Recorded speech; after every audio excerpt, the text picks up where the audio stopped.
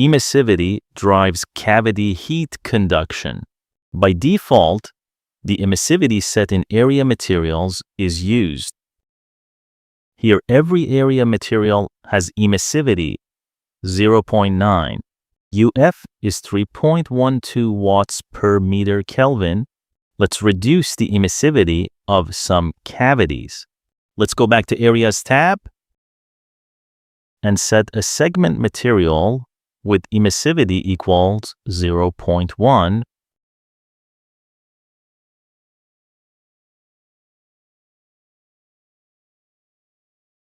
Assign this segment material to a couple of cavities.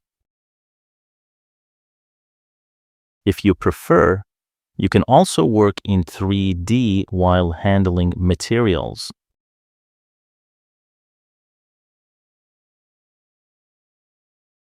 Note that it would not be correct to assign this emissivity value to polyamide bars as well.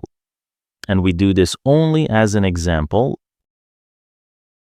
Now that we're done, let's see how UF has changed thanks to reduced emissivity.